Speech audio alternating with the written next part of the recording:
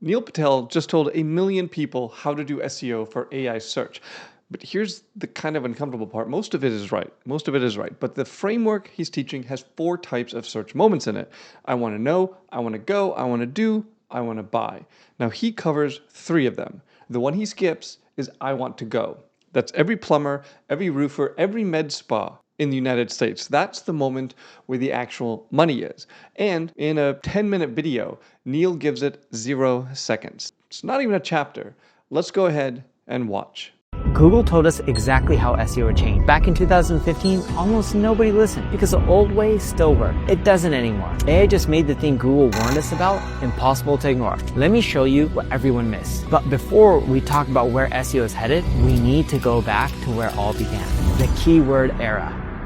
Every marketer I talk to says SEO used to be easier. It wasn't easier, we just got lucky. Back then, a lot of what we called great SEO strategy wasn't strategy at all. It was just good keyword matching. And those aren't the same thing. We weren't understanding the user better. We were matching to the exact words they typed. The system rewarded it, so it felt strategic. Looking back, we were playing the system, not solving search. Think about it. If you're selling shoes, did you know if your customer was a brand new runner, someone with a knee injury, or a dad buying shoes for his kid? No, and you didn't need to. The keyword was a good enough stand-in for what they actually wanted. But Google was already trying to close that gap. Feature snippets, people also asked, zero-click answers. Every one of those was Google reaching for the moment behind the search. The crack was already there. Before AI overviews even rolled out broadly, 57% of all searches were already ending without a single click. After, 59. I felt it on my own side. Pages I built keywords for were losing traffic even when the rankings held. At first, I thought it was a ranking problem. It wasn't. He's absolutely right. The keyword era is over. Google doesn't really even use keywords anymore. Hold on to that because it's going to matter as we keep going through this video. And on individual pages, it's worse. When an AI overview shows up above the result, it acts like a giant sponge. It soaks up the traffic. Even when you're holding the % spot, the ranking still exists. The clicks don't. Seer Interactive tracked thousands of these searches, and the click-through rate for the top result fell from 1.76% down to 0.61%. More than a 60% drop for the exact spot everyone's fighting to rank. Yeah, so there's another example of this I use pretty often, and it has to do, a few years ago, we had a client who was trying to rank for mortgage calculator. Clearly, somebody who's typing mortgage calculator into Google search might be a pretty good lead for a company that sells mortgages. So they spent a lot of time, energy, money ranking #1 for mortgage calculator. Then Google decided that they should just put a mortgage calculator on the search engine results page. Provide that value to the user instead of making the user click off the results page. This was great for the user, pretty good for Google, and horrible for the companies that had spent all of that time and energy trying to rank for mortgage calculator. That is exactly what we're seeing with these AI overviews. Google is giving informational searches the answer immediately instead of forcing them to click through to see an actual result. So, if Google was already moving away from keywords, what were they moving toward? Let me tell you what Google told us. In 2015, Google published something called micro moments. It said people don't search at random. They search from 4 states of mind. Google broke it down into 4 moments. Number 1, want to know. That's when someone's researching. They're asking, how does this actually work? 2, want to go. That's when someone is looking for a place, like best running store near me. 3, want to do. That's when someone is trying to solve a problem, like how do I fix knee pain when I run? And 4, want to buy. That's when someone is ready to make a decision, like best running shoes for flat feet. Same keyword, completely different moment, which means you need completely different content. Right. Moments, not keywords. This is very important. And he's absolutely right. Google called this out over 10 years ago, before the transformer technology was even invented in 2017. Now, I recently released a video on YouTube that I said keyword research is dead. Now, Neil and I, we may not agree on everything in SEO, but we definitely agree on this. If you are a local business owner thinking about hiring an SEO agency and they start talking about keywords, my recommendation is that you think about finding a different SEO agency. I think Neil would agree on that. Keywords are dead. Keyword research is dead. That's just not how Google works anymore. It's not how the AI systems work anymore either. don't focus on keywords. That was a big lesson. Google was telling us the keyword is just the surface. The real opportunity is understanding the moment underneath. And almost everyone ignored it because keywords were still a good enough cheat. You could fake the moment with the keyword and the algorithm would let you get away with it until AI made faking it impossible. Nobody types in keywords into ChatGPT. They describe the whole situation. My 7-year-old had headaches every afternoon for 2 weeks. She drinks water. She's not stressed about school. It only happens after she uses her tablet. What's going on? Business owners do the exact same thing. I run a local bakery. I've posted on Instagram for 6 months, decent likes, 0 new customers walking in, no budget for ads. What am I doing wrong? Those aren't keywords. They're whole situations. And this is really interesting because I completely agree with how he's framed this. The challenge that I see as a result of this, and there are a lot of tools out there that claim to track how well your business is getting cited by AI systems or recommended by AI systems. And I've tested a lot of them.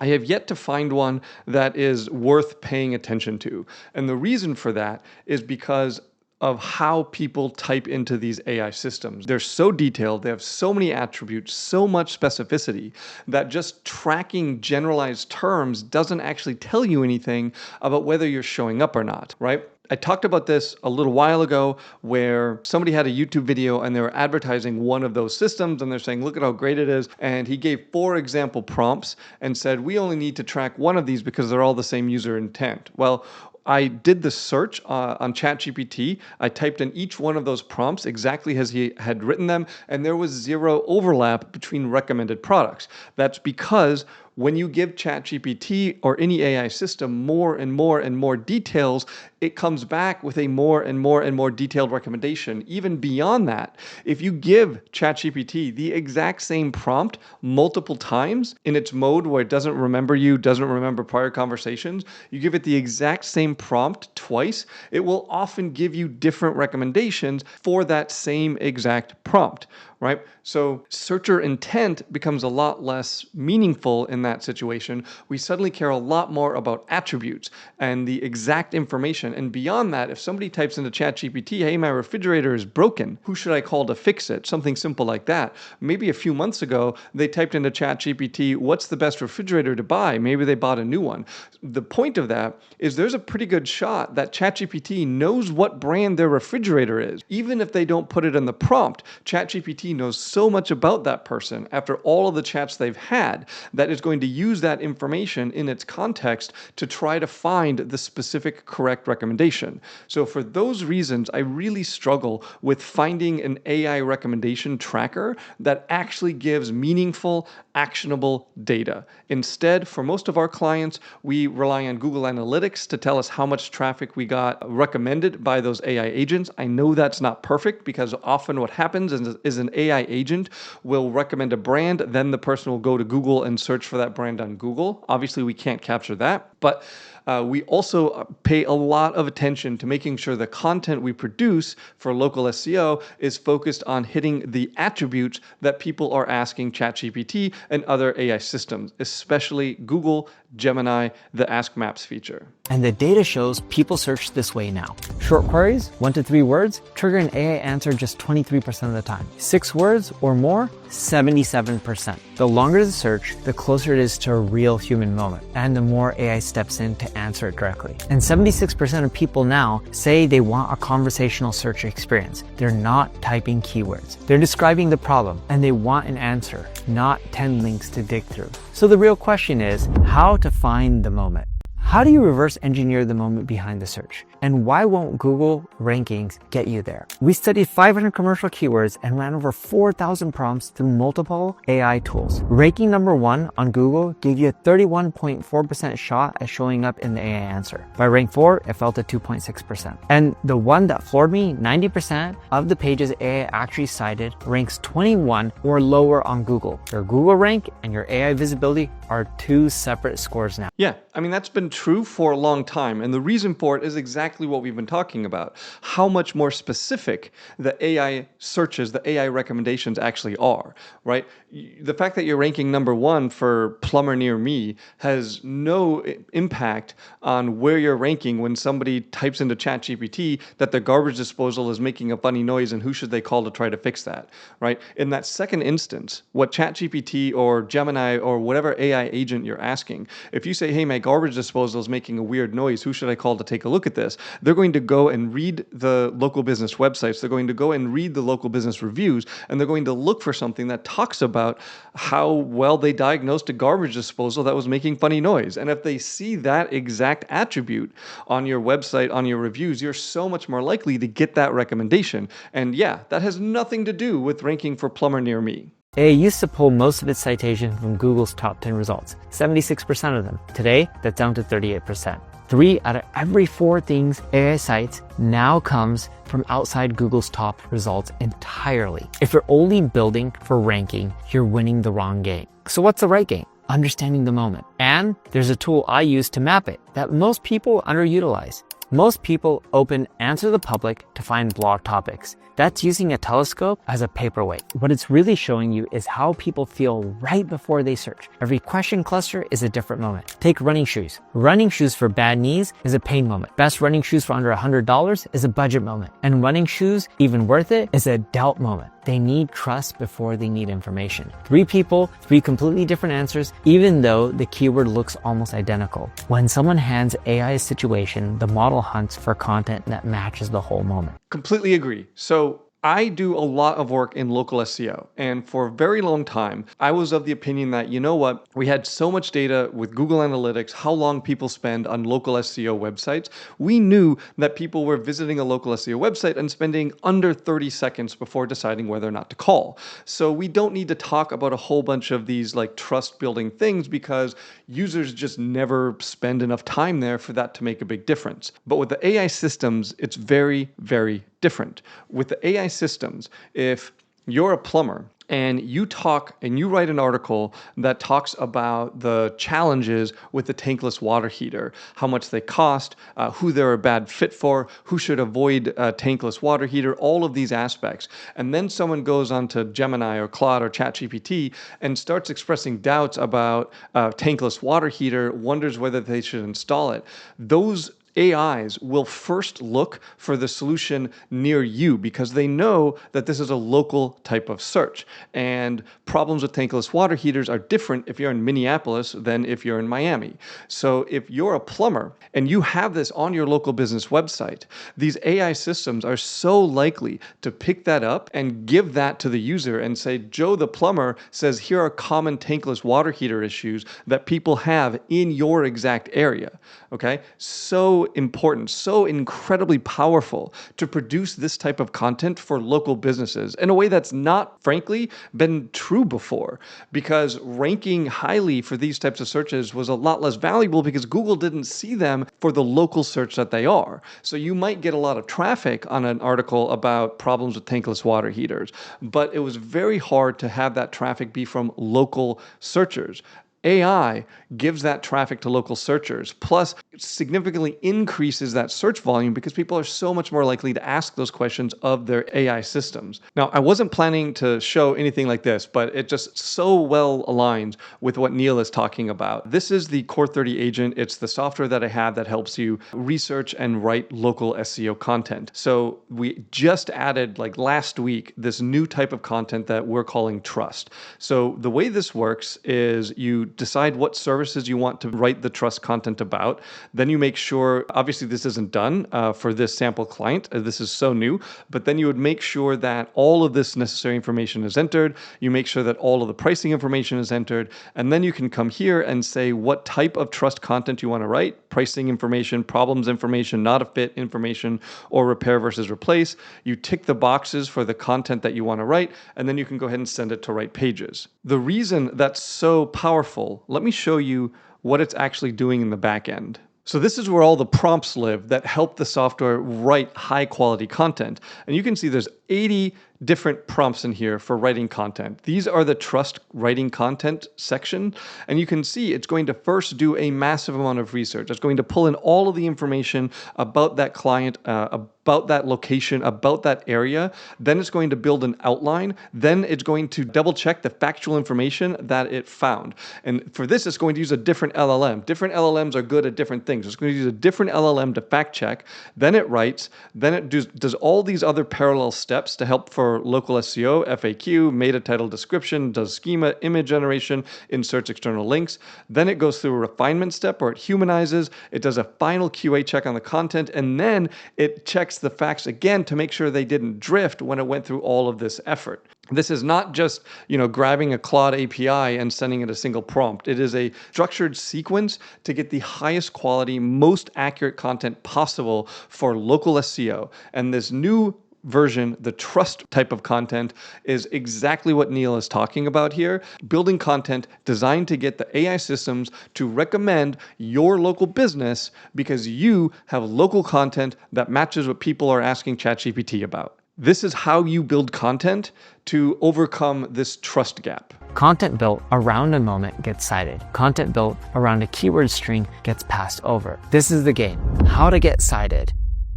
Getting cited by AI comes down to two questions. Can AI pull a clean answer off your page? And does AI even find you in the places it already trusts? Almost every single SEO guide only answers the first one. We're going to do both. Start with your own page because you can match the moment perfectly and still get ignored. The reason is structural. AI doesn't read your page the way a person does. It chunks it and it scans for one thing. Can I lift a complete, confident answer to this situation right out of this page? If the answer is buried in paragraph 8, after 3 paragraphs of warm-up, AI skips you and grabs the page that leads with it. Here are 3 ways you can do to fix it fast. 1, lead with the answer. So yes, this helps for AI, but this also really helps for Google and it helps for users.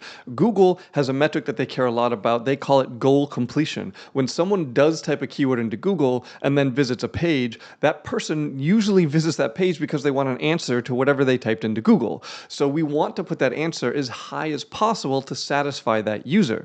Yes, it helps with AI systems, but when you focus on goal completion first, the result of that is that you're going to rank higher because Google sees that you're helping users find the information they're after. My favorite example of this, in somewhat a ridiculous way, is if you go and look at local business websites, very often the highest content they have on their homepage is a short history lesson. Oh, we were founded here. Here's what's great about us. Here's the things our founder did, et cetera, et cetera. And that is like behaving as though when someone types plumber near me in, what they're looking for is a history lesson on local plumbers. Okay? It's obviously not what they're looking for. They have some problem that a plumber can help them with. But when you put the history lesson of your business up first, that implies that that's what you think the user is looking for. And they almost never are. In this section, we'll explore. Nobody reads that, and neither does AI. Give them what they came for in the first line. 2, write the question as a heading, in the exact words a person would use. What is the best moisturizer for acne-prone skin under $100? That's a prompt someone types at 11 at night, matches it word for word, and you're halfway to being the answer. 3, build a real FAQ section, the way people actually talk, not just in keyword speak. And this is where Answer the Public pays off again. Those question clusters you pulled earlier are almost word for word the prompts people type into AI. Turn your top 10 into clean FAQ sections on your main pages, and you'll move your citation rate more than months of technical SEO ever would. Now, once you do that, does your page get cited? Sometimes a lot. Absolutely.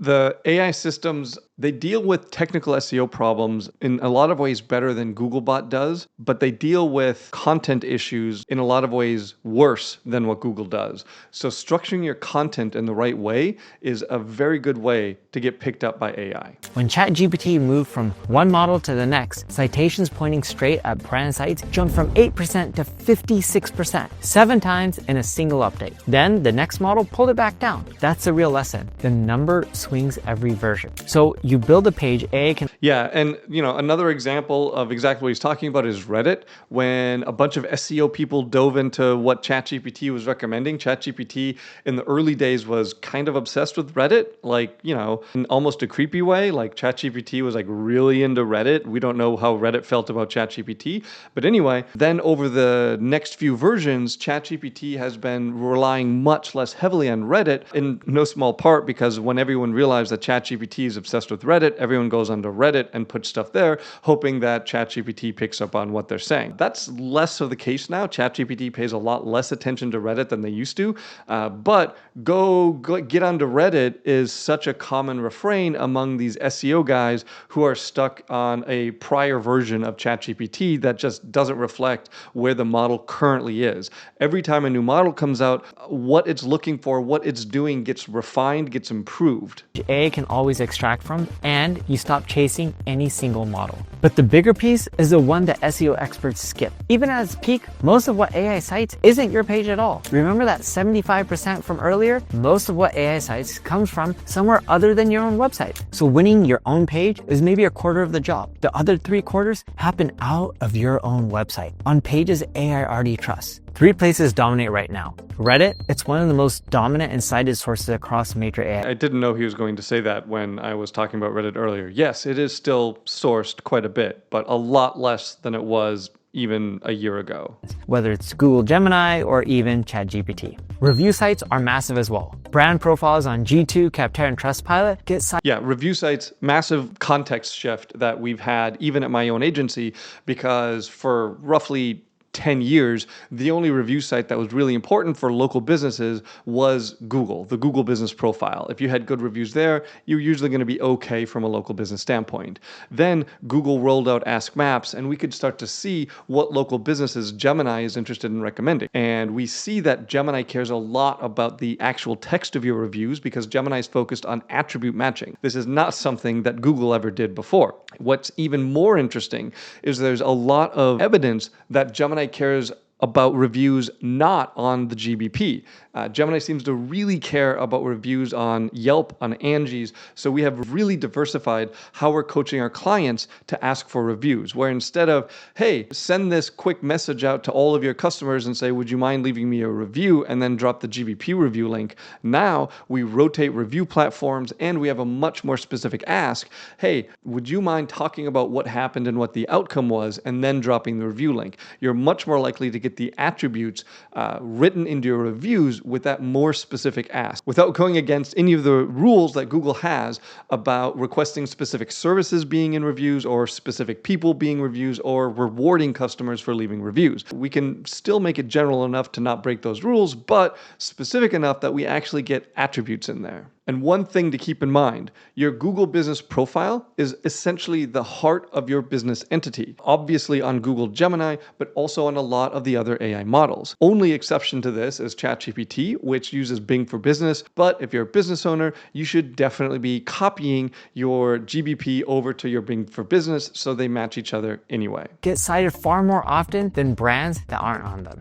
And the roundups, like the best running shoes for flat feet or other top alternative to lists, AI leans on those constantly. That's actually just not very true anymore. Like those roundup type articles were so abused that like the current generation of models really just doesn't pay very much attention to them. I'm surprised to hear Neil say that those are still important. So the move isn't writing more blog posts. It's getting your brand mentioned in the places AI already pulls from. Now the blog posts that you write on your website are still valuable, but that's for the 25%. You need to also focus on the other 75%. Hence, you want to be on other people's websites. And keep in mind here, Neil is, as he usually does, which is perfectly fine, his audience is focused on large SaaS companies, international, non-local SEO. And in that case, 100% I would agree with him.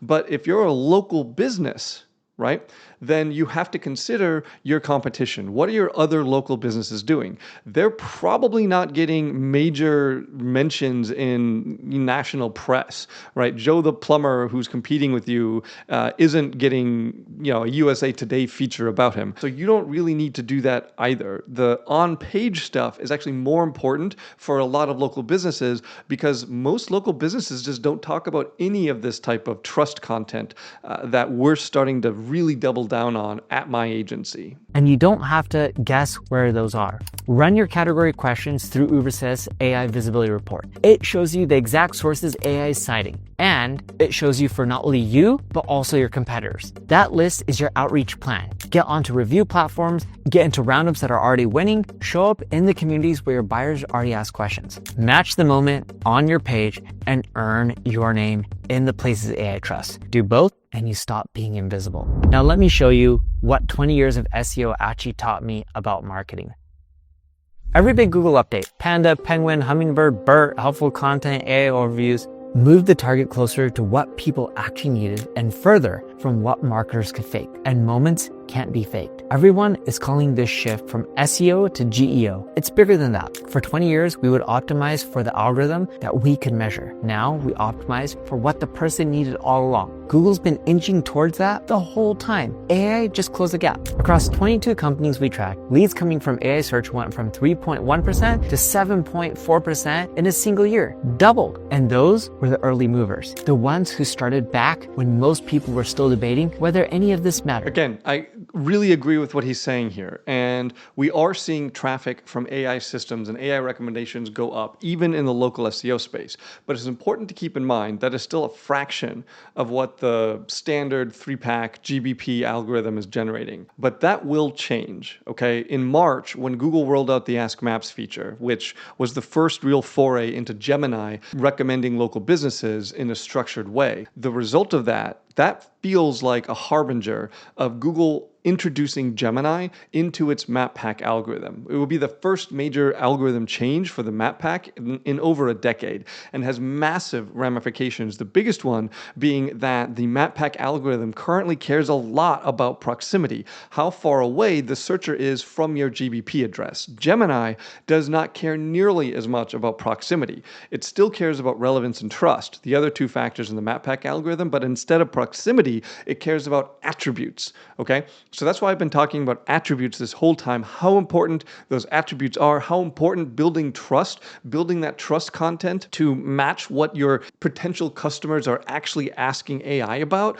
Because as Neil has pointed out, when people ask AI things, they don't type plumber near me into ChatGPT. They describe these full situations with massive amounts of specificity and attributes. That's what the AI is trying to match. That's the world that you need to start building your local business website to fit. You don't want to be caught when Google introduces Gemini into the 3-pack and proximity goes away. A lot of local businesses right now are ranking and getting calls because of proximity. When that goes away, it's going to be very bad news for these local mom and pops who have not focused on what their online presence looks like. The window is still open, but the compounding has already started. So what does this mean for you? If you're building real content that answers real questions for people, you're not behind, you're ahead. You just have to reformat it for the new surface. Here's exactly what to do this week. Take your 5 highest traffic pages. Open Answer the Public for each one's core topic. Find the top 10 what, when, where, why questions. Pick 3 that match a want to know or a want to buy moment. Write a clean FAQ section at the bottom of each page, answering those 3 exact questions. I agree with this structure. Obviously, Neil owns Answer the Public. It's his video. He certainly has every right to send people to that. Good for him. I would adjust this slightly. If you want to use Answer the Public, absolutely go for it. And here, I'm going to plug my own software. So obviously, I can't get mad that Neil was doing it. But our local SEO content writing software, it does a lot of research before it starts writing, and it always puts FAQ sections, and the research it does, it pulls the Google people also ask questions, it pulls questions from Reddit, from other local forums. There's a lot of data calls that it's using in order to do that research and pull those questions. Very similar to how Answer the Public works, but again, different focus area. I am focused entirely on local SEO, how local businesses can rank higher in on Google and get recommended more by AI systems. One thing to mention here, again, focusing on where Neil's attention is, the total time that Neil spent on the I want to go section is 0. That's our entire focus, that I want to go section, because that's where local businesses live. Now, if you want to check out my video where I talk about why keyword research is dead for local SEO, I'm going to link to that video right here.